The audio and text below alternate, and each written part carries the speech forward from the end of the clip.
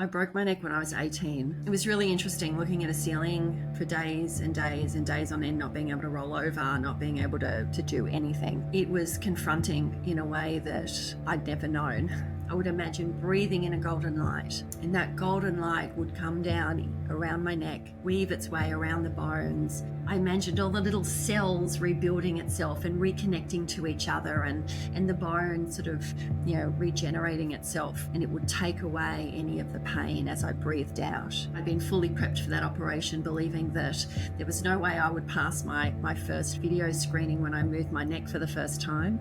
But that total mindset change, which I had in that period, I passed that screening and I walked out of hospital. Hello, beautiful questers, and a warm welcome to the OneQuest podcast. We are absolutely delighted to have you with us on this journey of learning and self-discovery. Our guests are not just mentors in wellness and self-improvement, they are adventurers at heart, sharing their unique paths and life lessons. If you enjoy our show, please subscribe and share. Your support enables us to feature more amazing guests and deliver impactful conversations. Please note that some episodes may cover sensitive topics like abuse, mental health struggles, and personal challenges. Welcome, Katherine. How are you today? I'm fantastic, thanks. How are you? Very good, thank you. I'm very excited for this interview to learn more about your journey and where you've been. And to kick things off, as we always do, I'll start with a little bit of an intro, and then I'd love to dive into some of the nitty-gritty with you, if that's all right. 100%. Sounds great. Excellent. Well, Katherine, she began her journey with bold ambition, founding a digital advertising agency at 21, which led to a three-decade career in digital marketing, specializing in search optimization and strategy. As a co-founder of OneQuest, she combines her expertise with a passion for holistic wellness, guiding individuals to unlock their potential through transformative online learning. Her personal odyssey of overcoming a severe neck injury, which I can't wait to talk about, through mindfulness, visualization, and spiritual practices, not only fueled her recovery, but also deepened her commitment to holistic health, influencing her professional path. This experience has driven her to help others navigate their wellness journeys, fostering resilience and transformation.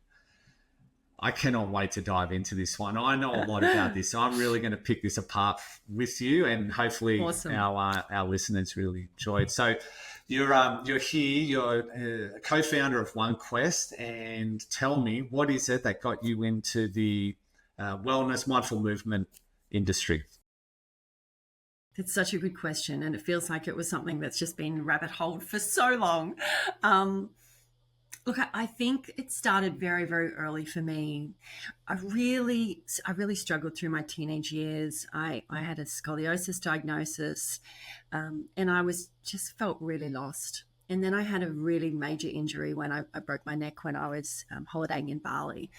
So that really changed the trajectory of my whole life. And during that experience, I had some really kind of profound sort of little awakening moments where I was very aware that there was something that was sort of so far greater than what I had sort of perceived up till that time, that was, maybe in there kind of pulling the reins and pushing me into the direction where I needed to go. So that really sort of spurred my interest. And from there, sort of coming out of that, I dealt with a lot of chronic pain for many, many years. So there was a lot of work that I did around sort of starting to step into some meditation to really manage my pain levels. I sort of went down that medication path and was looking at sort of having to have some surgery as well. And again, just really, really I kind of had to reevaluate where I was at.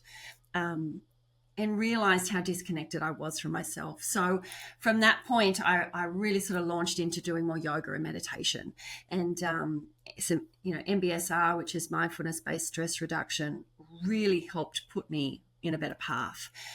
So once I sort of had all of that going and into play, I just felt like I was in so much better a place. I was less reactive and sort of more focused. And I had some more perspective on my emotions, but I kind of knew that there was more that I wasn't tapping into. So, from there, I kind of I kind of went down the rabbit hole and started doing sound healing and quantum healing hypnosis, and then became an energy healing practitioner and did Akashic readings. So it's taken me on a very, very wide and expansive journey where I feel like I've had the opportunity to really play in a lot of modalities and really learn how to manage my energy body and my emotional body and really kind of curb my mindset. So now what used to be just a bit of a hobby where I used to sort of tinker in that area is now really part of my daily practice. It's my whole lifestyle, and I really can't live without it. So because it's done so much for me and it's been so instrumental in how I live my life now and in the change that's occurred for me, I really love helping support others to really find their path, help open those doors and unlock that ability for them to connect to themselves in a much more profound and deep way. Yeah, wow. And over like what sort of timeline would that be, where you said you broke your neck through to chronic pain to starting to discover other ways of managing your pain to now? Like what sort of time frame of learning have you gone through to get to this point? Yeah, well, I broke my neck when I was 18. So I'm in my 30s? big year this year. So a long time, like 30 years. So Yeah, cool. it's been a really long journey. And I kind of lost my way many times and have had to sort of do a course correction and come back on path. And now I think especially over the last few years, I feel so aligned and so connected and so in flow in my life. Yeah. It's something that I could never go back to the way it was before. And it affects every single thing in my life, the way I show up, the way I feel about myself, how connected I am to my family and my community. It's been absolutely transformational on every single level. I love the way you say that, a course correction. And being able to, and this is something we talk about a lot behind the scene, the awareness to identify what's going on in your own life and then take that action to do the course correction is such a huge first step. Like apply that to so many things, whether it's your health, your well-being, your relationships, your work relationship, your community relationship, everything. Like just where am I? Course correction. Where am I? Course correction. So important. So let's rewind a little bit. Let's get into some detail here. You said growing up, you had some challenges, as most teenagers, I'm sure, do experience. But in particular, you had some scoliosis issues. And how did that play on your teenage years? Yeah, that's a very challenging time. So as I grew, my scoliosis worsened, and I was in sort of a monitoring program for many years where like monthly scans and monthly measurements were done. And then I ended up being put in a fiberglass brace, which I wore for 22 hours a day. So that was really very confining and restricting. And so a brace, what sort of fiberglass brace? It was a brace that was a full body brace. So it sort of wrapped all the way around me and tightened up at the back and went all the way up under my arm and all the way around my chest. And the idea was that as I continued to grow around that period up until about 16, that my spine couldn't continue to grow in the wrong direction because it was kind of being held really tightly in one place. Perfect, like summer bikini outfit, right? Yeah, like, totally. Yeah, completely. Wonderful for a teenage girl who's, yeah. But it was kind of that, doom and gloom. I was sort of told that I would have trouble having children, that by the time I was 40, I'd likely be in a wheelchair. And I really struggled to see my future. Like I found it really hard to work out how was I going to manage this moving forward? Is this what my life was going to look like? And I was so aware of how crooked I was. It was rough at that time. Challenging. Yeah, it was.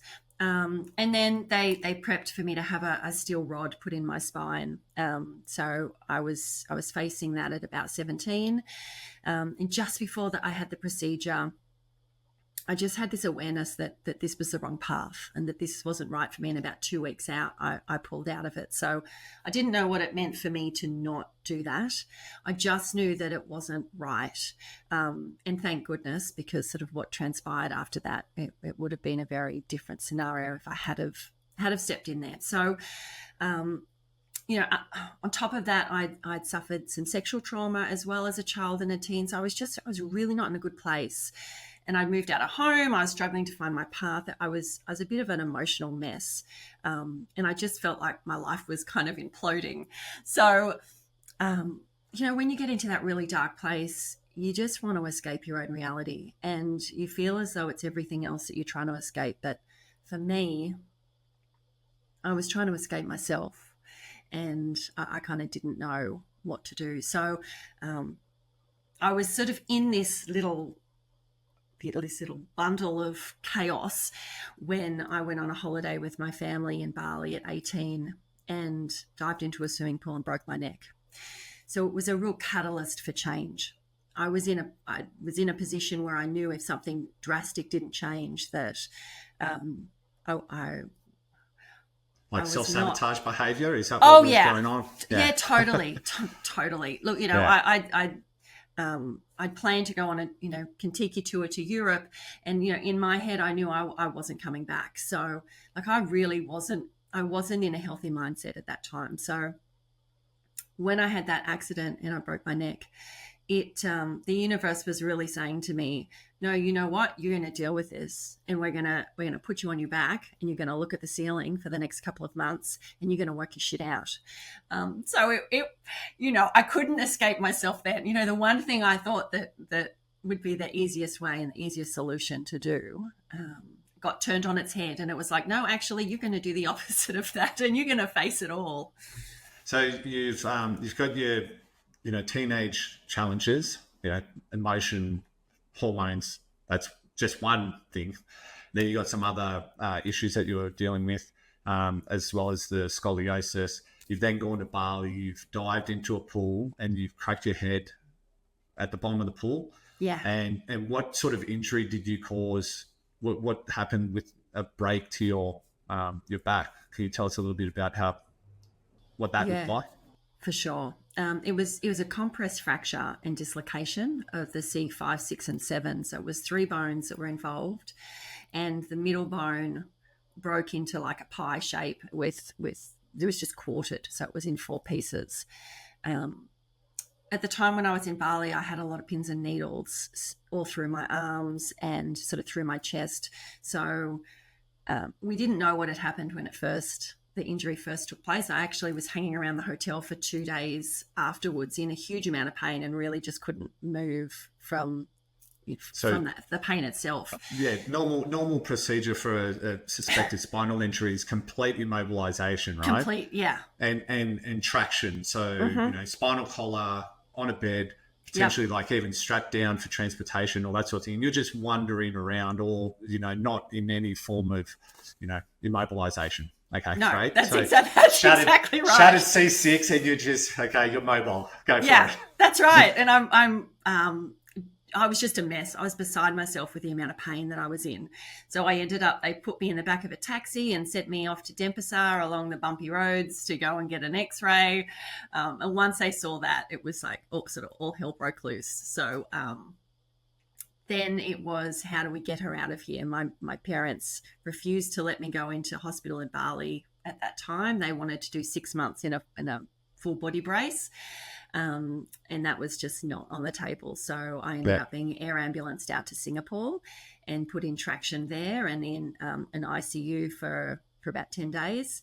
And then they took 11 seats out of a jumbo jet to get me home with the ortho and the surgeon and my mum and, back to Sydney for a couple of months while I recovered. Yeah, wow. So you're back in Sydney, you're in, traction. That's where they've put like bolts into the side of your head and a pulley system off the back, so you can't move your head. Yep. And you're laying on your back. That's exactly right. And that's a couple of months of just lay down, heal, don't do anything, don't move. We're just going to wait this out. Tell us a little bit about that experience. It was it was really interesting looking at a ceiling for days and days and days on end, not being able to roll over, not being able to do anything. It was confronting in a way that I'd never known. It really made me sit there and listen to what was going on in my head and the chatter that was carrying on. I really had to confront a lot of those things that I'd been hiding from for a long time. And when I started adding to that some of the feedback I was getting from the doctors that I was a 1 in 1,000, that I wasn't a full quadriplegic, that really started to sort of land in a very full-on way. I had immense gratitude for the fact that my life had been spared and that I was given the opportunity to have a rewrite, to start again, and to pick up the pieces and do a total 360 on my life, with the opportunity to potentially go wherever I wanted to, have it lead me wherever I wanted. So it was a very unique opportunity to kind of recraft my life in a way that I hadn't had the opportunity to do before. So it was a very special experience. And then adding to that, I sort of had a couple of really interesting moments where I'd been given a crystal that I was wearing at the time, and it broke on my chest right on the day where I was having my screening, when I was ready to go in for surgery to have my bones fused in my neck, and it actually snapped in half on my chest without being able to roll over. So that was onto it or sort of break it any other way. So that was a really wow experience. But sort of leading up to that day, I had started doing a really profound meditation practice. My mum had taught me this beautiful breathing technique, which I started when I was in Singapore, and I was in so much pain, and it was really helping with my pain, where I would imagine breathing in a golden light, and that golden light would come down around my neck, and it would sort of weave its way around the bones, and it would take away any of the pain as I breathed out. And it was like, I imagined sort of these little bits of black that was sort of the pain and the anguish that I was breathing out. And that then changed once I got back to Sydney to being it when I was breathing that in, that was actually mending my spine. And I would do this practice every single day, imagining that the breath and this beautiful golden light was healing me. I imagined all the little cells rebuilding itself and reconnecting to each other, and the bone sort of, regenerating itself. So it was a very beautiful way of feeling like I had an active role in my own healing. What was fascinating about that was the fact that it was kind of 100% chance that I was going to have that bone graft surgery on my neck, and I'd been fully prepped for that operation, believing that there was no way I would pass my first video screening when I moved my neck for the first time. But between that beautiful crystal and that amazing energy healing and just that total mindset change, which I had in that period, I passed that screening and I walked out of hospital. Wasn't straight away. It took a little while of rehab after that, but I actually walked out of that hospital. So it was quite a profound and amazing experience that just proved to me beyond a shadow of a doubt that I was so much more powerful and so much more capable and resilient than I ever thought I was, or that I thought was even possible. So it was a life-changing experience in every single way. Now, I don't think that the information you shared really puts the experience into context, because if for 2 months, let's call it 2 months, I was laying on a bed looking at a roof, having maybe a visitor come in and whatever else, but I had to entertain myself around that, from visitors to meals or to someone coming over and checking in on me for 2 months. Yeah. Like that alone for me would be quite challenging. Like, I'm quite an active person, so being on a bed for 2 months like that alone is a challenge for many people, I would assume. So what else were you doing? You were doing your mantras, you had your crystal, and I sorry, you did. didn't quite explain what a broken crystal could mean. Yeah, But 100%. what else were you doing as like to keep yourself sane while you're there? Yeah. To go back to that crystal, and I'm so glad that you sort of reminded me about that. What I've learned since with crystals, because I do a lot of healing with crystals now too, is that a crystal is designed to absorb negative energy. It transmutes it and releases it, and it actually takes it from us. Crystals are amazing that they have their own consciousness, which sounds pretty wild, but I've seen it over and over again, and it's been proven to me without a shadow of a doubt that they have amazing healing properties and capacity. So when they've absorbed as much negative energy as they can, they actually break in half. And that's the time when you can go and plant them in your garden, or leave them in the moonlight and sort of give them back to the earth. So that was really interesting, that it was the morning that I was having my video screening, when it was sort of the big day of, what's all this time healing? What did that produce? And having that at that time was such a wake-up call for me. It was like, oh, wow. It was kind of wild. The thought that it had a part to play, whereas I just thought I was wearing this crystal around my neck because I was prepared to do anything to heal at that point. So that was really, really very interesting. And like you woke up and it was just broken on your chest. Yeah, just in half, two pieces, which was a shame because I really love that necklace and that crystal. But I've had many, many more since. So kind of weird and wonderful, like that. Yeah. That small experience that maybe others have. I'm sure others have experienced, but like that's quite strange to me. Like a crystal that's very, very, hard in its composition is just broken. So anyway, sorry. Maybe you keep going. It's super cool. I'm sure we'll get to talk a bit more about crystals too when I talk about sort of how I work with them with healing a bit later.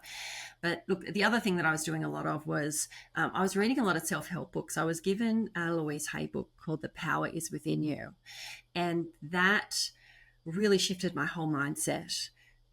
It really made me realize that I, up until that point, was a product of the belief system, the ideas and concepts from my family of origin, from my society, from the culture, and that I had really taken a position where I was sort of sitting in that more of a sort of a victim mindset, where all of these things were happening to me and that I had no part to play in it. And I realized very quickly that that was actually completely the opposite, that I had chosen to look at it that way. I had chosen to take that perspective, that I felt like, I guess I had self-imposed boundaries, and I had created this little prison for myself, and that if I could look beyond that and change my perspective on how I viewed things that had happened to me in the past, that actually I could free myself from feeling that way.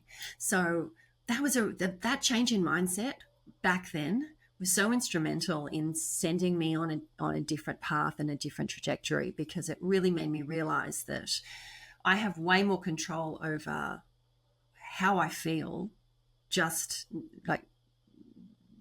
not just emotionally, but also mentally and physically and even spiritually.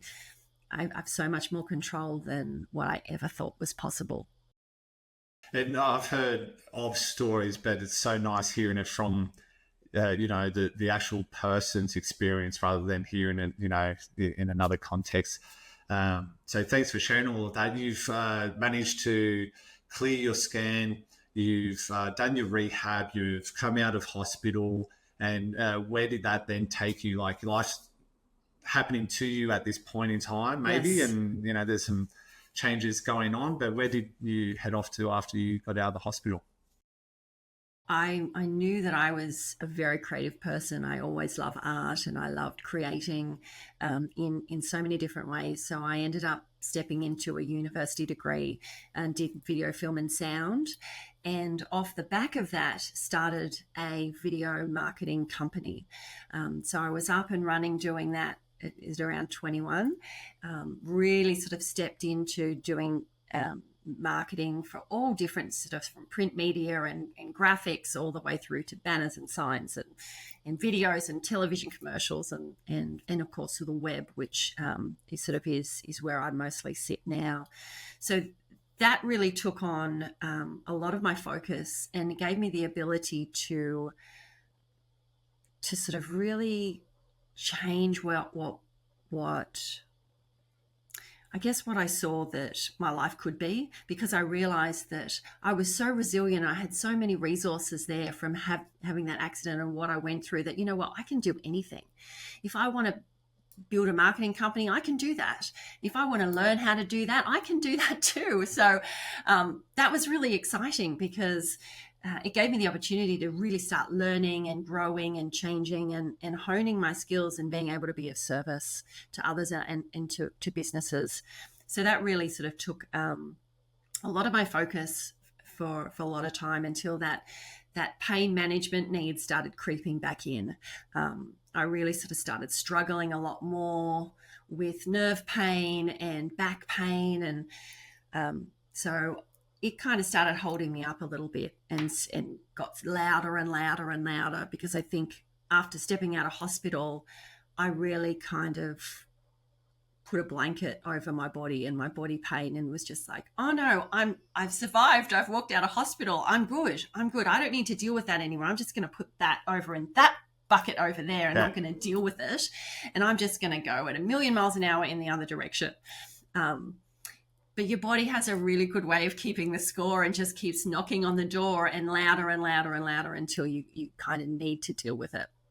Yeah. So just going back to that, you've walked out of hospital. Do you remember, like, were you feeling like blessed? Were you really quiet? Were you really just calm and really, just not charging into life like, oh my gosh, I've just been given a second chance, I'm just going to take life by the horns and just go crazy? Like, coming out of that, did you have that newfound sense of you can achieve anything, you've just survived? Or was this something you learned later on that, oh, that's right, I got through spinal trauma, and I need to reflect on the fact that I can do anything I want? Like, what was going on when you just really left and started your business and your digital agency?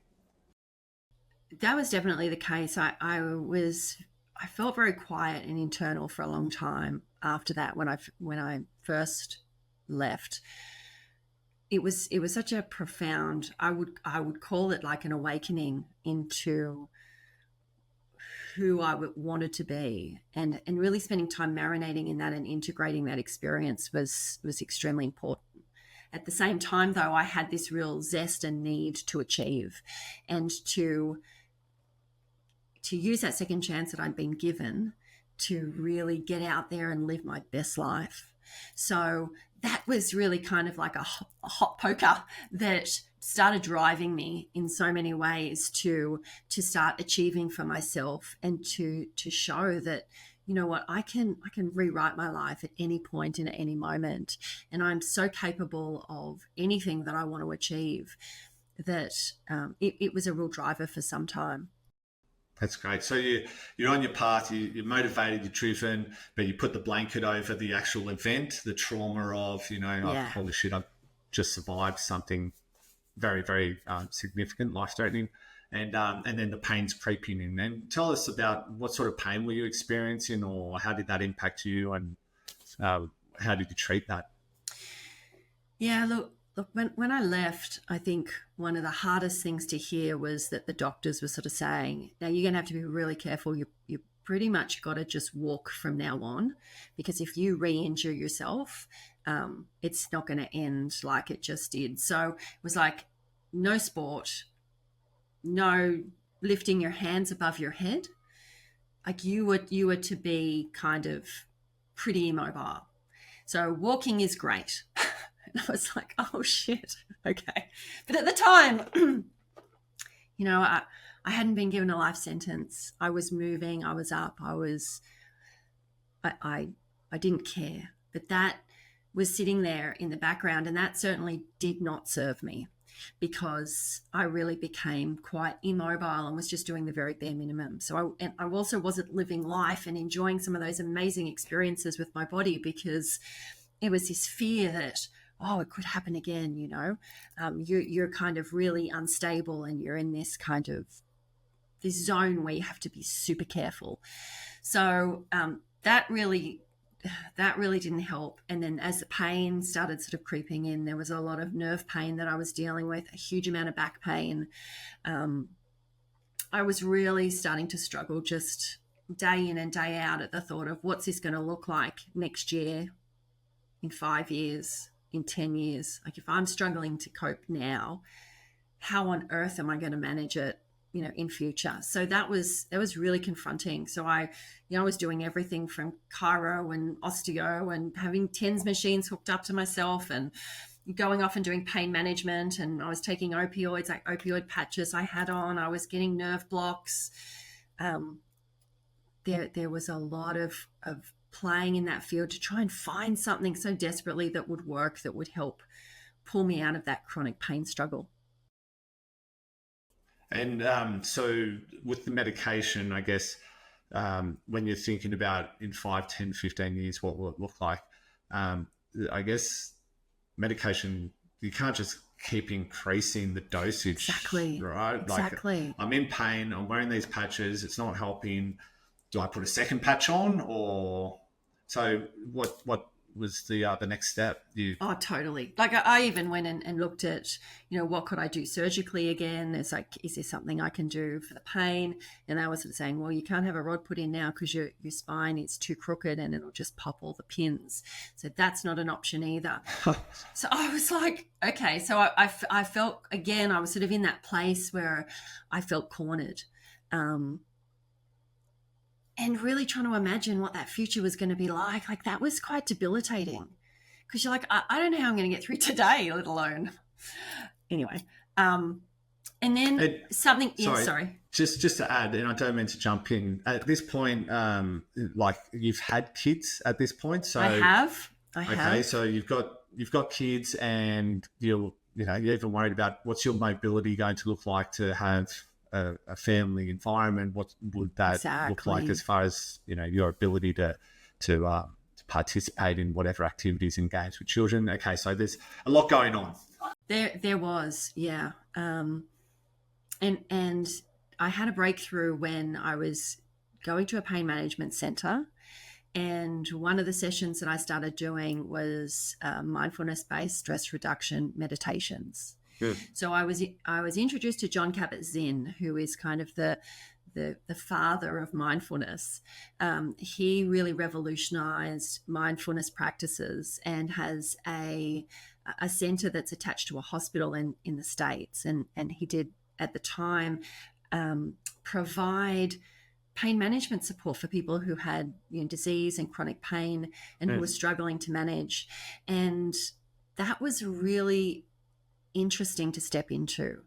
I learned how to do mountain and lake meditations, where you imagine that you're a mountain, or you imagine that you're a lake, and are able to really kind of sit in your oneness and see your pain as being something that actually doesn't change you. It's like something that's happening, like the weather or like the wind on the top of the water.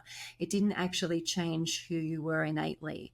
So that was a really beautiful, in that I was doing body scans. So I had to start actually looking at where I was holding the pain, what was hurting, how did it feel? Was it hot? Was it cold? Was it tingly? Was it big, small, tight? Really starting to identify and kind of dig into what the pain was and where I was holding that. There was soundscapes and heartscapes and walking meditations. Like, it was a really comprehensive program, and that really started changing my reactivity to pain. It let me start to acknowledge it without feeling the need to change it or get rid of it. And as I did that, and the more I looked at that, the pain started dissipating.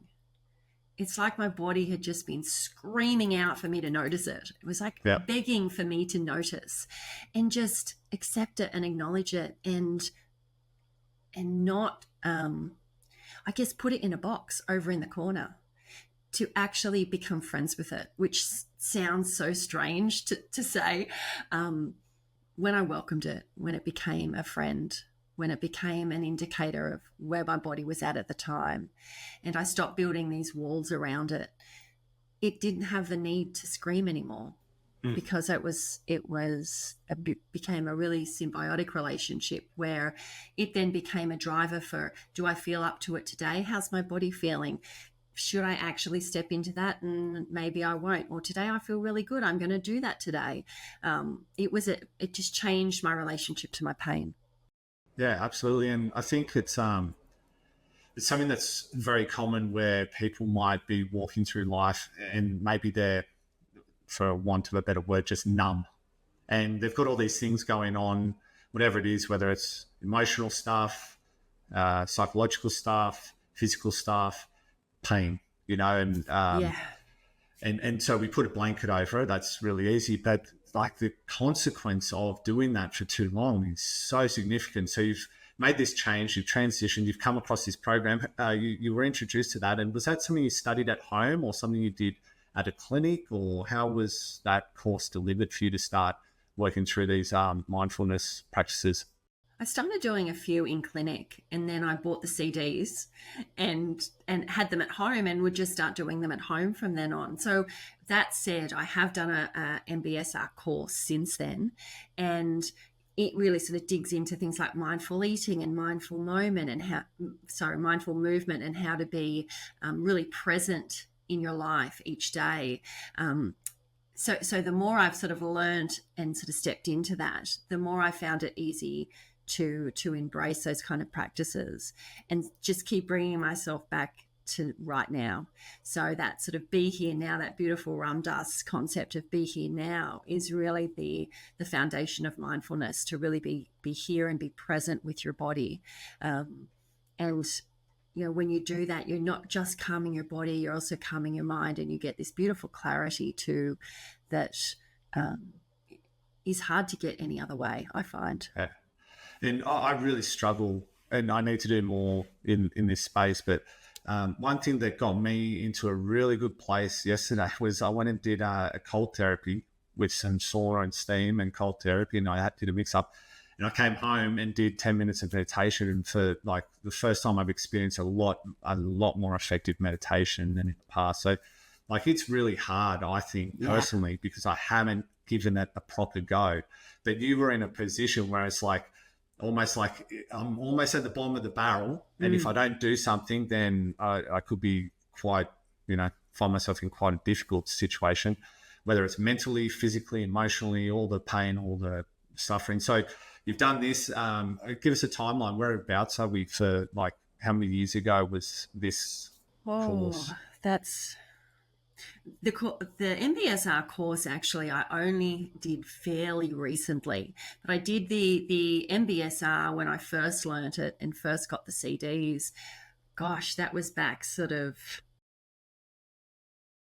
probably mid 2000s. So Right. so it was a long time. It was a long time ago. But that Wow, that was a really big kind of aha moment for me. Again, it was like, don't forget, this is here. This is this amazing tool. And that kind of got me going again. It was like that little trigger again that's like, wait a sec, you've got control over this. You can deal with this. You can manage this. And even though I was still going down that track of, I was still on the medication path, I was still sort of really struggling to find a way, it started to give me a little bit of relief. Things started to back off a bit, and I just was able to kind of, it's like how my head was just above water then. Instead of feeling like I was drowning, it was like, okay, wait, I got the dog paddle going now. I'm seeing some results, and that sort of propelled me to do more, which is sort of when I not long after that sort of started turning up at my local meditation studio and stepped into actually doing some more yogic meditation, which was very different to the MBSR techniques, and yet just as powerful in a very different way. Yeah.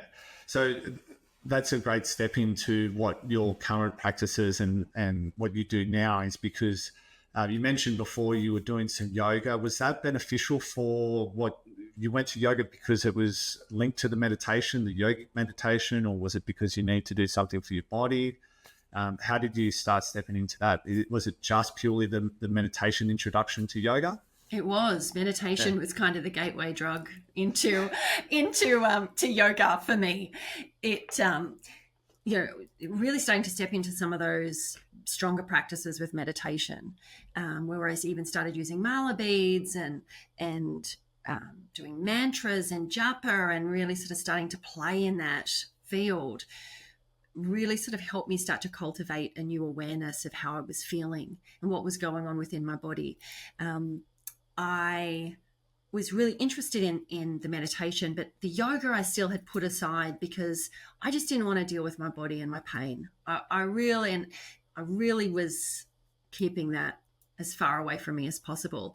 And I remember one of the things that one of the doctors had said to me at the pain management clinic. They said, "Oh no, yoga's not for you. You're not balanced. You're so crooked. You're going to struggle. That's not a good idea. Right, it's just going to upset everything." So that was another one. Like, no, stay back in your box. Like, don't extend out of that. So I sort of was like, don't try to strengthen your core. Exactly. Don't try to work on like stupid. Okay. Yeah, it was, so it was like no meditation. So then after I'd been doing meditation for a while, then the meditation teacher there, Hanuman Dasi, announced a meditation teacher training.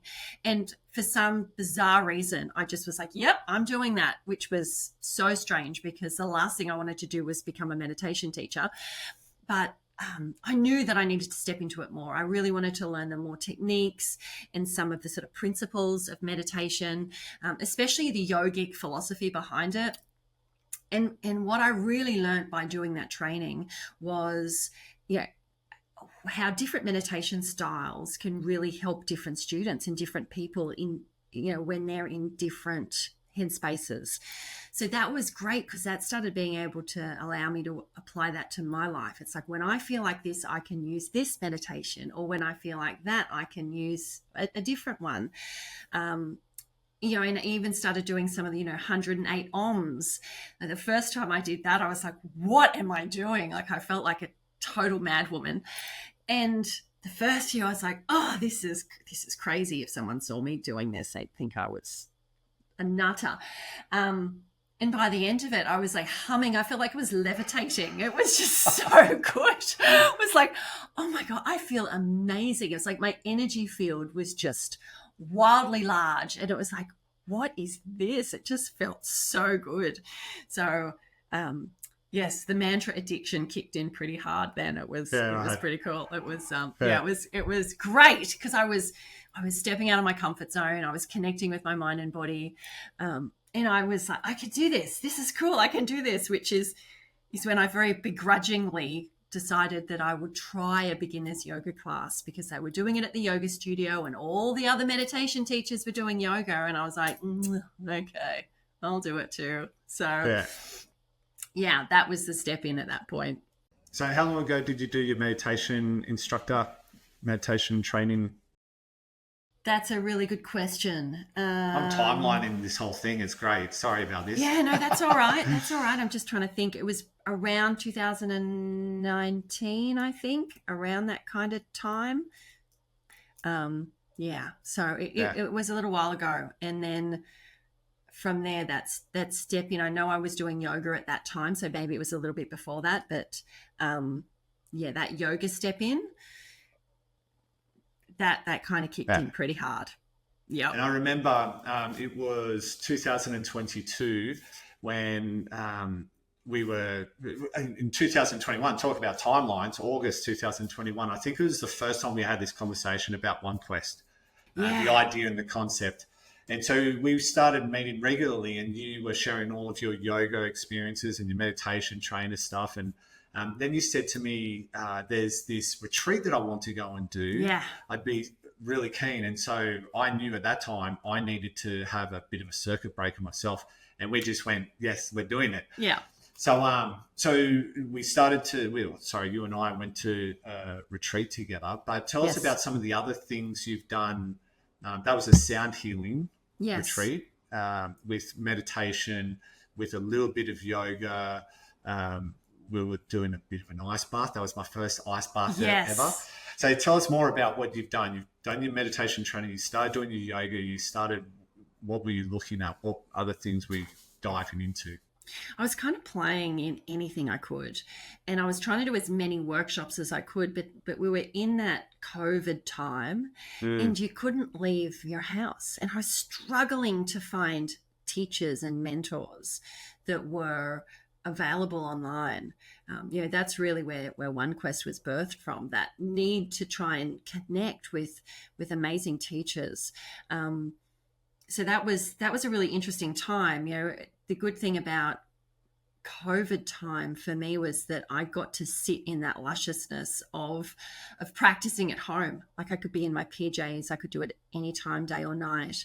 I was comfortable. I didn't need to worry about not being as flexible, or if I was sore that day, not doing as much, I could just pull back and I didn't have to worry about other people's judgments or my own, really, because that was the main one that I was hiding from.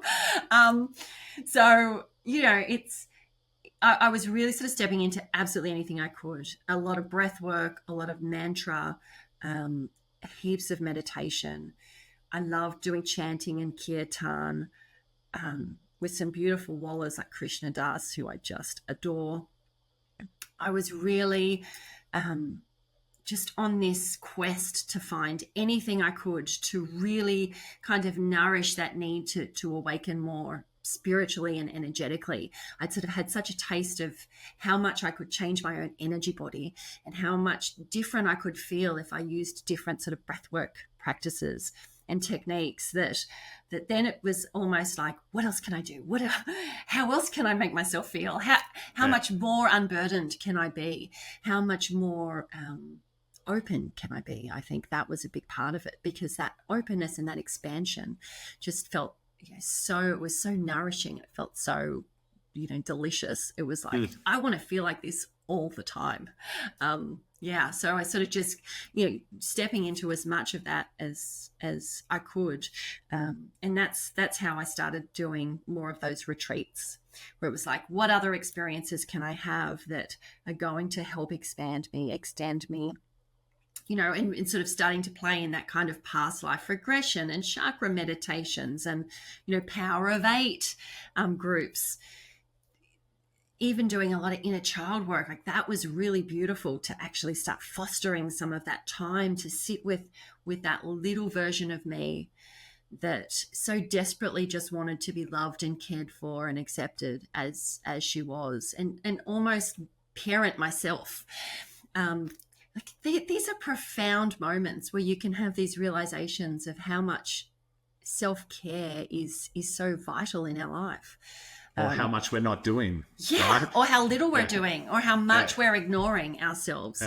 Yeah. When you have children, you're so aware of their needs and making sure that their needs are met. And yet we don't do that for ourselves.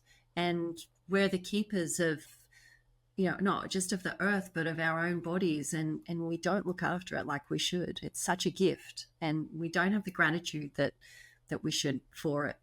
And that was another thing that came out of that time, a big gratitude practice, not just being grateful for everything that I had and everything that I'd survived and gone through, but being grateful for myself, being grateful for how I showed up and just kept pushing and trying and wanting to be that authentic version of myself. That gratitude practice was very transformative, really helped me have a different perspective on how lucky I was.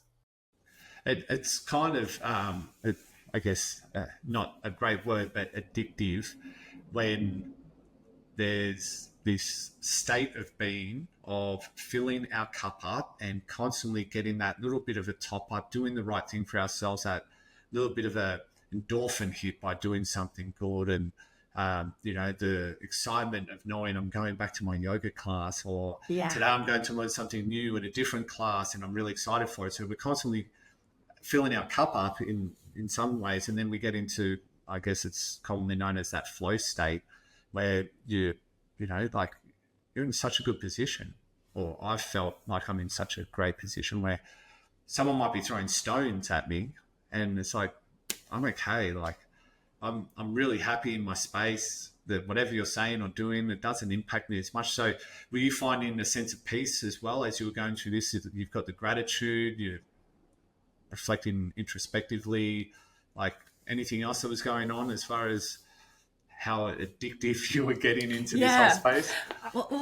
Look, I think the fact that I had so much that sort of calm awareness, and I was starting to become more connected in, and I felt like I was receiving more guidance and things were happening in a bit more flow. I was able to pull myself out of experiences more that were quite triggering and say, wait a sec, why did I react like that? That's really odd. I wonder what that's from. So it was almost like I lost my attachment to just being on autopilot and became more self-reflective, had that self-awareness then. So that's, for me, that was what was really addictive. And it was like, I know that there's more. I know that I can feel more tapped in, because sometimes when I'd be in meditation, I'd feel that kind of really open connectedness to everything. It was like, I want to keep fostering that, keep working on that, because I feel really good. Like I can show up in my really divine self when I'm like that. So I started doing a lot more sound healing, and that was really beautiful, because it was combined with breath work. And between the two of them, I was able to very quickly get into an altered state of consciousness where I would pretty much just open to almost other portals or dimensions, it felt like, and just, really be able to connect to source in a way that I hadn't been able to do in the past with just meditation alone. It changed the whole chemical state in my body. So it allowed me to have that total open awareness, which was really beautiful. I still remember the very first time I had a session, and I was at the end of it thinking, what was that?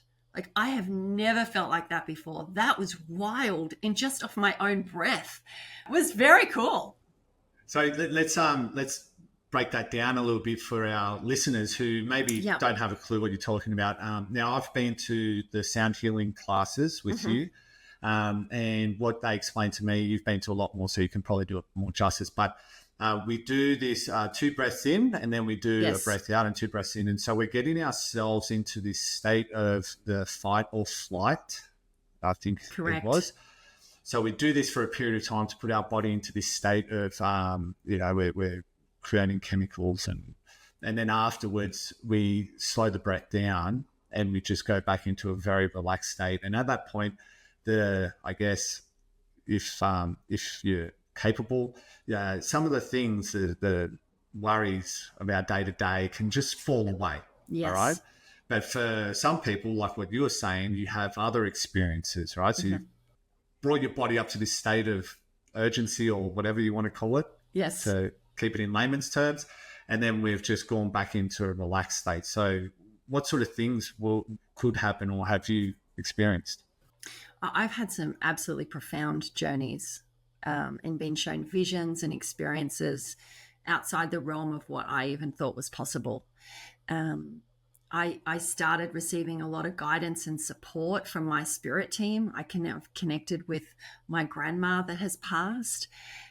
It can be such a profound opening and awareness, and such an active surrender, because like you said, you put your body into a stress response. So it actually is doing everything it can to, get into that survival mode. And then when you flick that lever and go into that rest and digest, your body kind of injects every single amazing chemical that it has at its disposal into your system to really open things up for you, and you feel so good and so blissful and so open and connected, not just to your body but to the earth, the planet, the universe. What I love about that practice is to me it's an act of surrender. So the more I can surrender and the more I have an intention to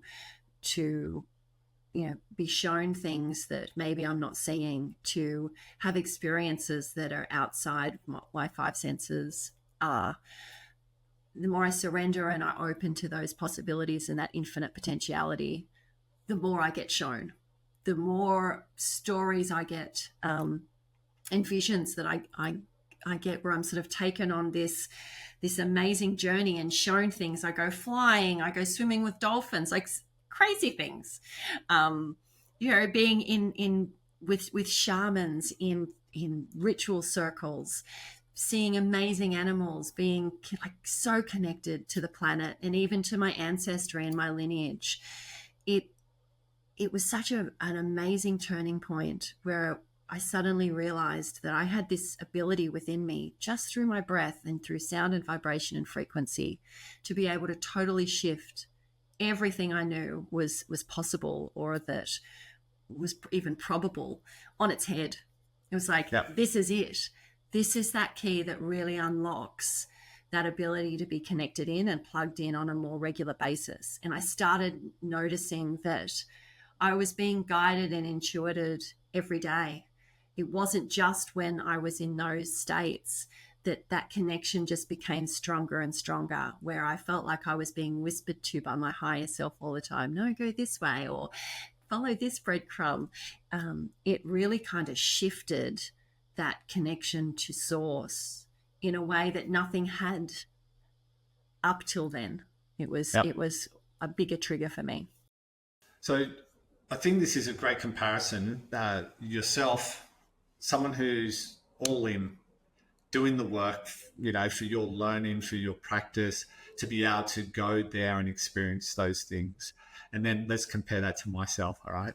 I haven't done the work. I haven't done as much as what you have. I go and do my yoga every week. And sometimes I notice the difference at the end of the yoga session, when it's just like, okay, just lay down, close your eyes, when you play some music, Shavasana. And I lay down. Sometimes my mind's really busy.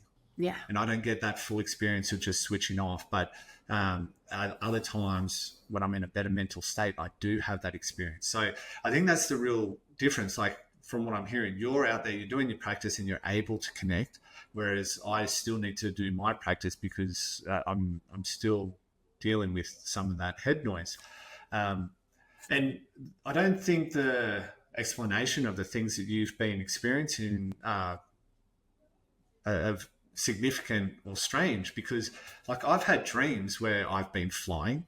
Totally. I've had dreams where I've like been underwater and was able to breathe underwater. I've had dreams of all sorts of stuff, like that's nothing like, unless if you just don't have dreams, you've never had a dream of like walking down the street with someone, like it's kind of dreaming, but you're in a more conscious state. That's right. At night you're asleep and you're less conscious. I don't know. Exactly. That's exactly it. You're awake.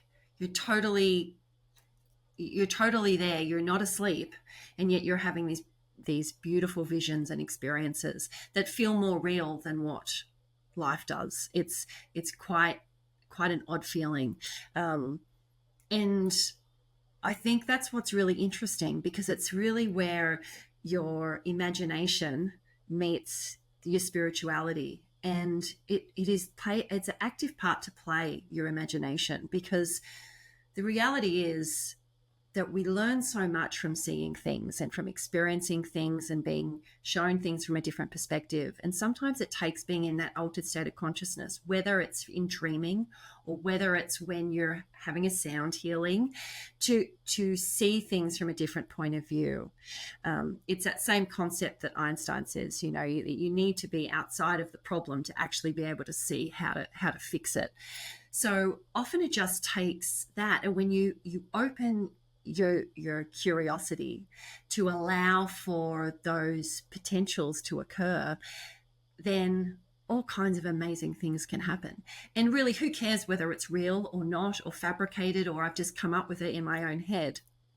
If it gives me a new perspective and helps me see things beyond what I saw in the past, then it's done what it's needed to. And I'm so grateful for that imagination then, because it allows me to to continue to show up and get information and get more insights than I wasn't aware of cognitively, or that I couldn't just sit down and work out without, a whole lot of effort.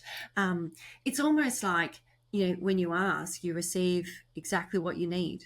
The universe is really amazing at doing that. It's like, what you need right now? You need this breadcrumb, and then you need this one and this one. And they always seem to be just outside your comfort zone and quite achievable, like still uncomfortable, but achievable.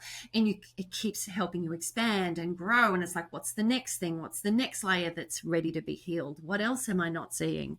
It's kind of really beautiful how it just, it's kind of just like a river. It just keeps flowing. And it's just this infinite wealth of knowledge and wisdom that we can tap into. Yeah. And I was listening to an audio book recently, and it was talking about these Harvard professors back when LSD was something that was more frequently used.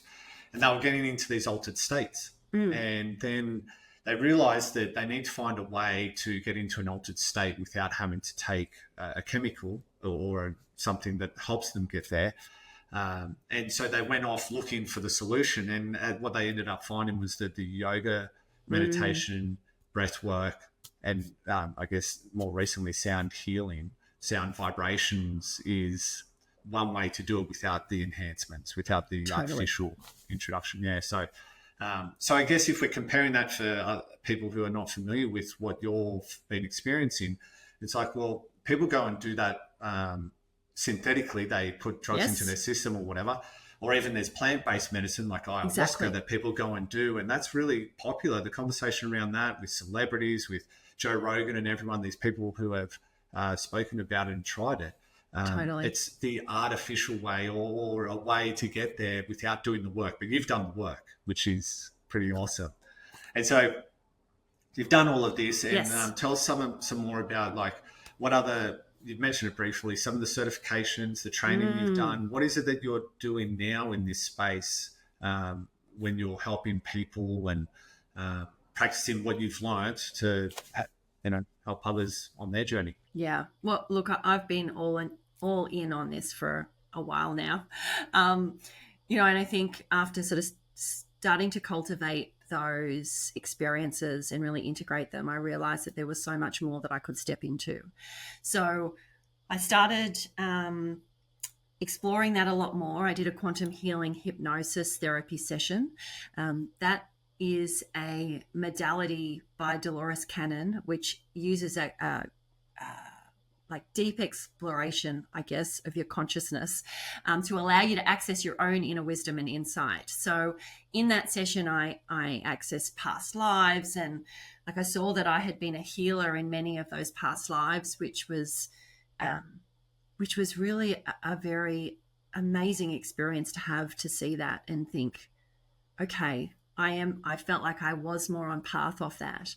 And I really had my first experience with channeling in that session, where I was speaking to myself in third person. It was so strange. It was one of the strangest experiences I had had up to that point, but it felt so comforting.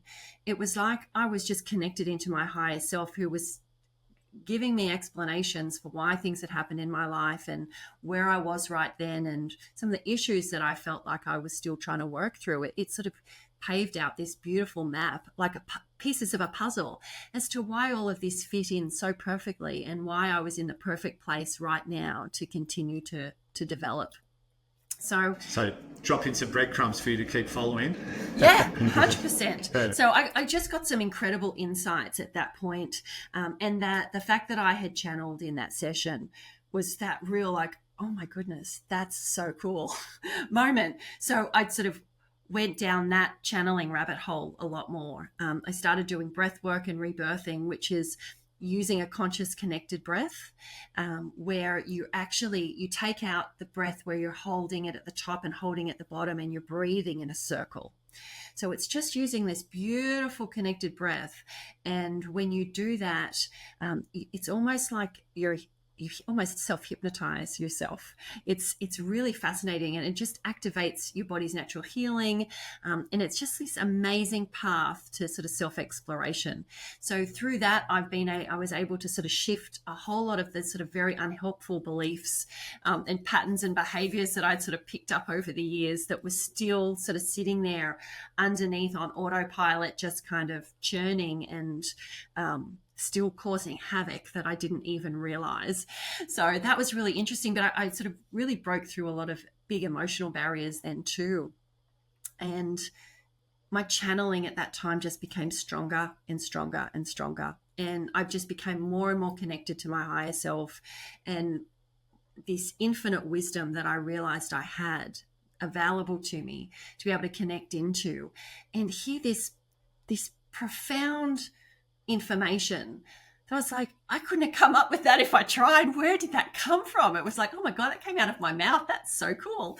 I as part of that, it was just like I had beautiful body healing that was taking place.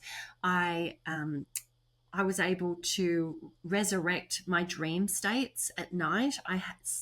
From the time I broke my neck, I stopped dreaming because I had a direct hit to the head, and I had been stitched up. I had 10 stitches in my head. And from that point on, I actually stopped dreaming at night. And so through this process of the quantum healing hypnosis, I actually went through like a spiritual unstitching as such, where it was shown to me that I had disconnected from source so much from that stitching on my head, and to open up more would actually allow for more flow in my life, which it certainly did. So the experiences that, again, were like so far beyond my five senses, I couldn't even make rational sense of it, but it just was making such a change in my life where I just felt this deep connection to myself, and was able to really cultivate this flow in my life, because I felt like I started getting guided just like all the time. And that guidance was there really easily for me to kind of step into. So those two experiences were a big shift, a very, very big shift, to really trusting what the universe had in store for me, but also, what was possible, what information out there I could actually tap into, and how powerful that could be, not just for me, but potentially for other people too. So that kind of got me thinking at that point, how else can I kind of use this to not just enhance my life, but to also support others on their journey? That was, interesting time. So when you say infinite wisdom, it's not like you're able to go and predict the next, race horse winner, right? It's not like you're seeing anything and you gain information from the universe to say, oh, back this horse and you'll win $1 million or something, right? Yeah. So it's infinite wisdom in the fact that any questions I've got, any things that I have challenges with, any concerns that I feel I have with my life, any blockages, wherever I'm feeling challenged, if I actually take time and sit with myself and kind of really connect into that, to universe, and be really open, and I ask the questions that I'm struggling with, that information of the answers is right there. And that's something that can be cultivated from journaling. Some people like to do it through meditation. Other people will go and see someone like an Akashic reader to have them give that information to them.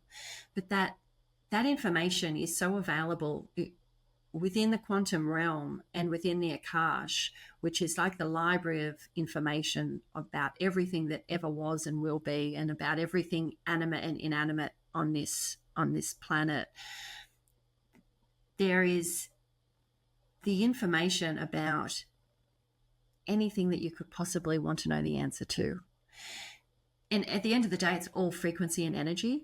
And frequency can't be dissolved. It can only be really transmuted. So all the information and all of the thoughts and all of the feelings that we have, we're creating energy and we're creating vibrations, and all of that is being held within the universe, almost sort of holding it like a baby. And all of that connected information is very, very easy for us to then download if we put an intention out there that we want to know more information about that. Even for some people who struggle to actually have that conversation when they're in a meditative state, often they'll get shown in beautiful synchronicities that happen in your life where people show up for you that seem to have the answer to the problem that you've got. Or you're watching television and you hear that sentence that was like, oh, that's exactly what I needed to know. Or you jump on Instagram and you're flicking through and suddenly that message is right there that you needed. Yeah. It can show up in very, very, very different ways. And I think the more open you become to those messages, the more easily that information flows through. And that I guess the simpler it is to be able to do it. This may not really apply, but if I can share, the other day, my 8-year-old son woke up and he said, Dad, I had a funny dream last night. We were catching up with his cousin, Fergus, and Fergus had a dinosaur outfit on. And I said to him, wouldn't it be funny if we're going to see my sister and her kids for the holidays? I said, wouldn't it be funny if when we turn up, he's wearing a dinosaur outfit? I threw that out there thinking maybe he's seen something, like that deja vu moment. And anyway, I was on the phone to my sister earlier today, and as we were on the phone, she said to her son, Fergus, she said, Fergus, yes, the dinosaur outfit's just in the box. She's already where we're going to go meet them.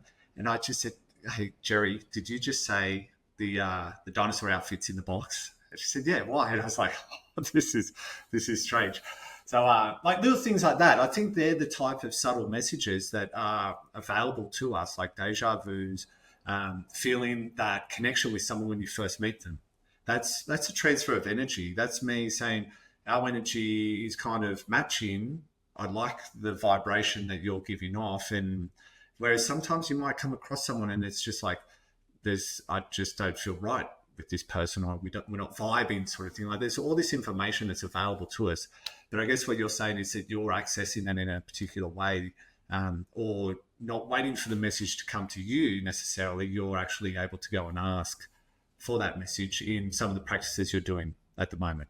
Would that be kind of a fair way to put it in layman's terms? You're 100% right. And that's exactly what I'm doing at the moment. I've been putting a lot of time into learning how to really cultivate that relationship to source.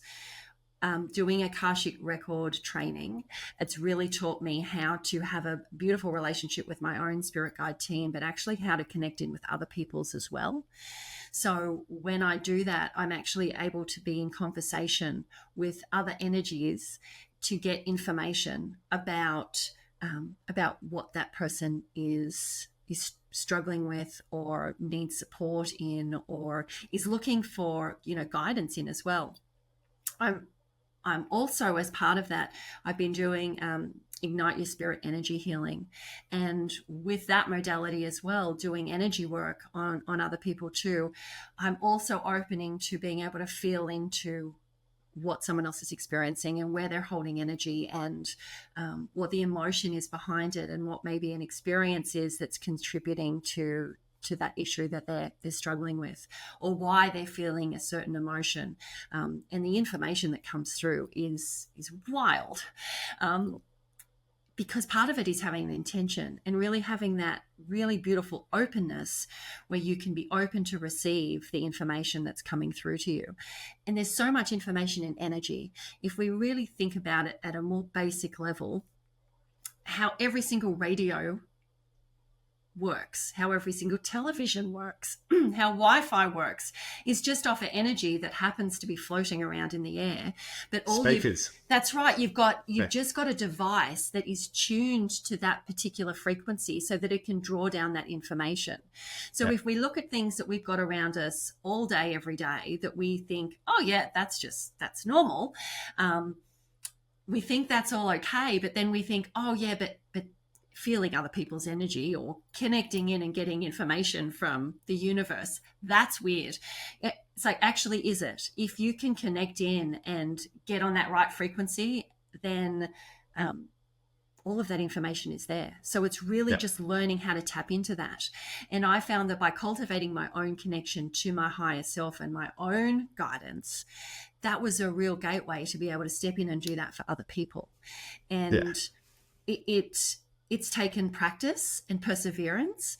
But what I've seen in doing some of that has been so awe-inspiring, and it leaves me in such wonder of what's possible, because the support you can provide other people, not just from a physical healing standpoint, and I have done quite a lot of work with that, even on my own family. My son's a professional athlete, and I do energy healing on him really regularly as part of his maintenance program to help support him when he's got sort of little niggles or he has sort of little injuries.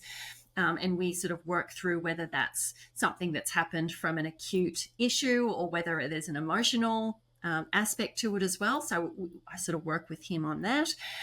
My poor family has been subjected to multiple healings since then. Even my dad has put his hand up to have some support with some physical pain that he's been dealing with. So it's been really interesting to actually bring that into just even my immediate family, let alone that sort of greater community, to provide support and really help people with their healing, help support their energy body, and also help them excavate some of that emotional stuff that's maybe sitting there driving what's going on within their body. I certainly have had my fair share of doing my own self-healings as well, which has been fantastic, because I know, after my journey and that real kind of disembodiment that I had for so many years, how easy it is to let what's going on in your own body sort of be masked. So helping other people too, to unmask what they're holding on to and help release that and dissolve and disintegrate it and really get that out of their body to help them live a fuller life has been so satisfying and exciting all at the same time. Yeah, I remember back when I did my remedial massage course, every day you'd be giving massages, but you'd also be receiving massages. Yes. And I just felt so good. Like every day getting massages, I was just like, and afterwards I noticed the decline of even just getting oil all over your body every day. Like my skin was just, radiating. Totally. It was fantastic. So anyway, I understand that. But even just to share with the listeners, the practice of energy healing that you've been doing, we did a session together because you were putting your learning into practice. And yes. And I just remember initially it was like, well, we can do it remote. And I was like, okay, that's weird. I don't understand how anyone could do an energy healing session remote.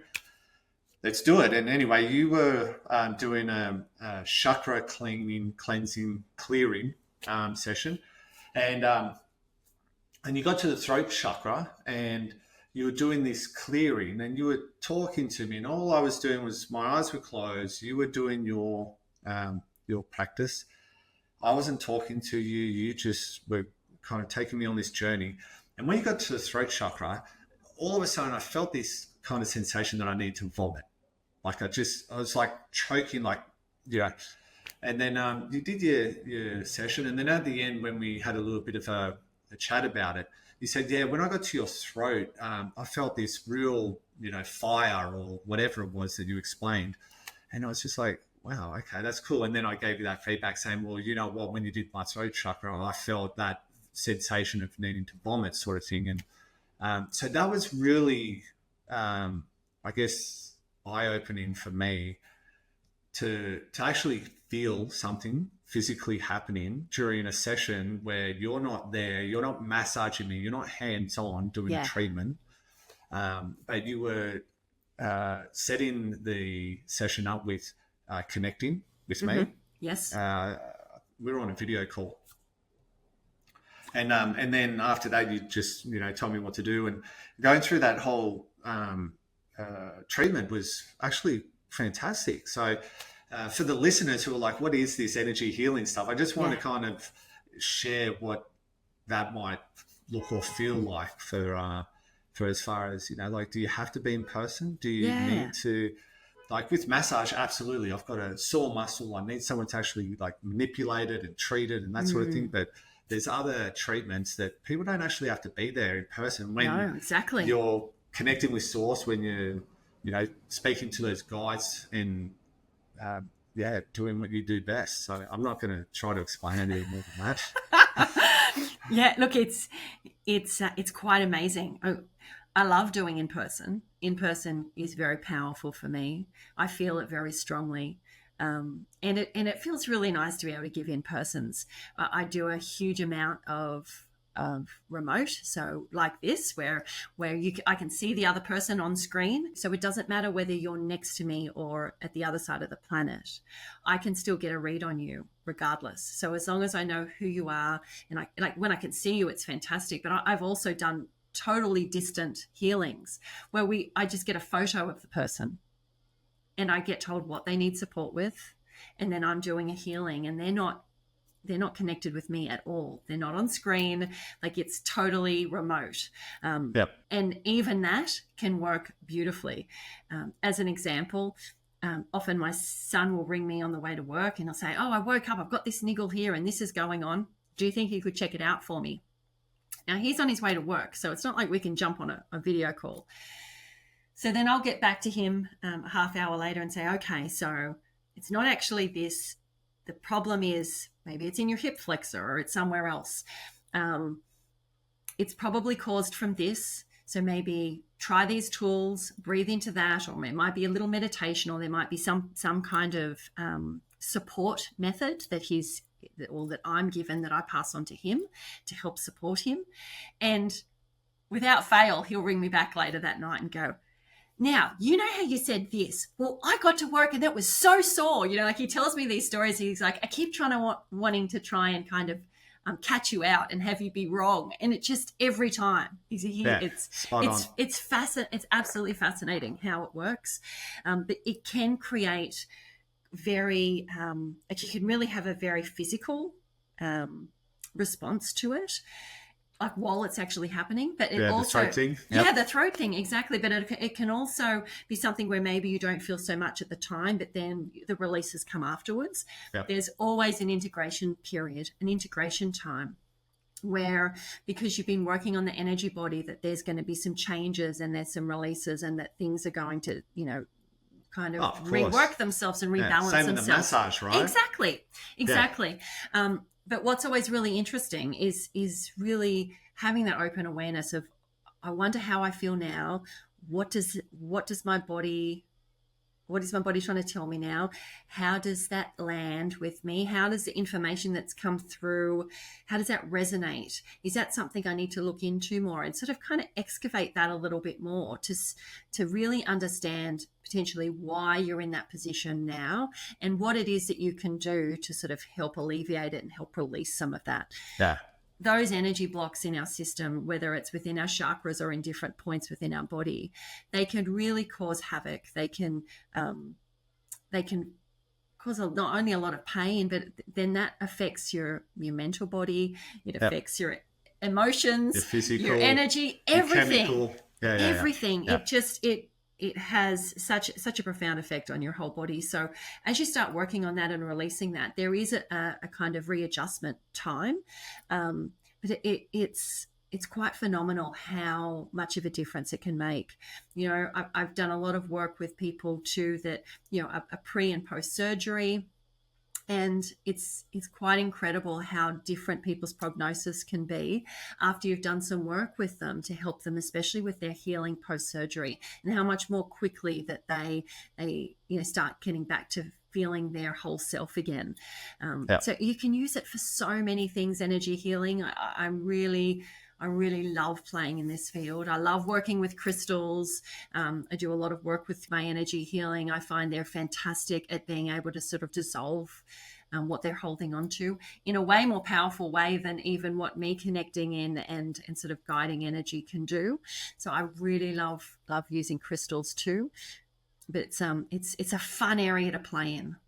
Yeah, I think what we were discussing before about people being numb and just kind of moving through life and not paying attention to what's going on, just burying that childhood trauma or whatever it is. Like, we've got a great podcast with Ella Shannon. She's one of our coaches, and she talks about, like, she's a practitioner. She's been in this space for a long time, that most of our problems, our present problems today, are based on what happened in childhood, and the impact that has if we don't attend to it, if we don't address it. Like, go see a therapist, go start talking to someone, get an energy healing session done. If you start to become more open to changing yourself and healing yourself, then who knows what could happen. And just one other thing that you've shared with me in the past was that with your energy healing group, you've done a group healing session where everyone's connected in, and everyone's got like this story. Here's this person, everyone, we're going to connect and we're going to heal this person. And like, you've magnified the intensity of having multiple people there doing the same thing. So yeah, like, there's so much in this space, isn't there? Like, it's just incredible what you've been sharing with me. Yeah, it's a really beautiful practice, and it feels like such amazing service to be able to provide. I really love joining the healing clinic, working in group, the way that uplifts the energy and makes it even, like you said, more amplified is really sensational. That, I guess, that step in to be able to work with other amazing healers and all be supporting one person at the same time, it feels phenomenal. And I love learning off other healers too, because they're just such a wealth of information, and to really see how other people approach different issues and what they feel, I find that quite fascinating.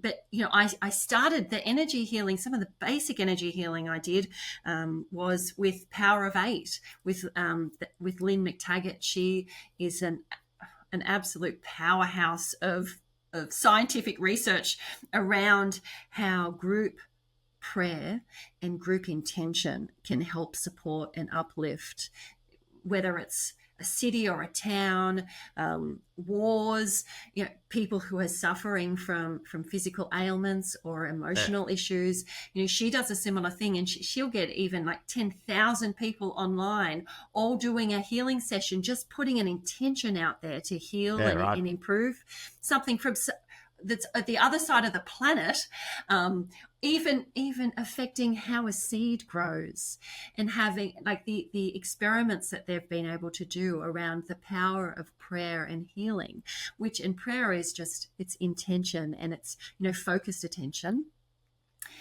It's absolutely beautiful. So you can even step into something as simply as that. You don't need to be an energy healer to start feeling into your own energy and start working with it. And in fact, the more you do it, the more sensitive you become to it. And then you can really start feeling into your own energy body. And when you feel suddenly out of whack, or when someone sits next to you in the plane and they're all like fidgety and really anxious and feeling, you know, like they're really freaked out about, you know, being on a flight, and you can sort of feel that so much, and you can even sit there and you can imagine them calming down, you know, sending them love and light, really helping them have a good flight.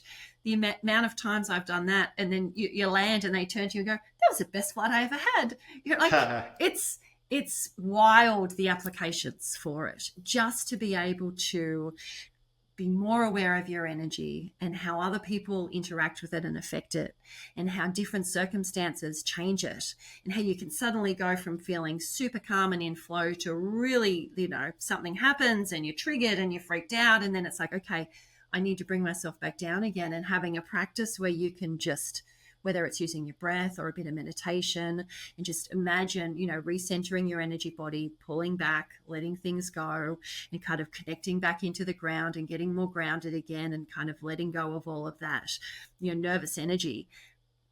Those kind of practices are so invaluable in our crazy, just out there world that's just throwing things at us constantly. To be able to come back to that place of balance and peace and pull your energy back and just be in with yourself. Not only does it have a profound effect on you, but how that impacts the people around you, and how you can lead by example. and that affects your family and your community, and then how they turn up in their lives. Like, that's the cool stuff. That's the stuff that excites me, because I know that the more I work on me and turning up and being the very best version of me that I can, the more that is like a way shower for other people to do it, and that I can kind of carry that light and say, if I can do it, you can do it, because we are all connected to source. We all have this spiritual side to us that we are getting, tapped on the shoulder constantly and shown the way. So it's nothing that is ordained to me. Everybody has this within inside of them. It's just taking that time to foster it and cultivate it and nurture it, and put into place those daily practices where you just keep bringing yourself back, listening to your heart, listening to what really makes your heart sing. Those are the moments that really define your life and what tomorrow's going to look like, and the day after that. Because the more you're coming from that heartfelt place, the more you spread love and light to the whole world. Well, listen, I know we could talk about this stuff for a very long time. We could. But look, I just want to say a huge thank you for sharing all of your personal journey, your experiences, how you got into this wellness industry, what you're doing with your practices personally, and how you're then going out and spreading that love to the world. For all of our listeners, if they want to connect, then they can find you on LinkedIn. We'll put your link on the notes, and then also on OneQuest as a coach. You're doing Akashic record readings, and you're integrating your energy healing and your crystals, your crystal healing and all that sort of thing. So if anyone's interested in reaching out for a session with you, then definitely jump onto the session, the notes. Other than that, was there anything you would like to leave for our audience before we wrap up today's session? That's a really good question. I just think we all need to be a bit braver and have the courage to really step into what we're called to do, like what really makes our hearts sing. And the more we can be authentic to ourselves and listen to ourselves, the better this whole planet's going to be, and the more fulfilled our lives will be. So if we can continue to lift each other up and continue to, improve our own lives, then, that's such a service to the planet. So yeah, it's a big call to arms for everybody. Yeah, absolutely. Couldn't agree more. Thank you so much. And I look forward to jumping on to our next interview with our next guest. Amazing. Big love to you. Thank you. Thank you.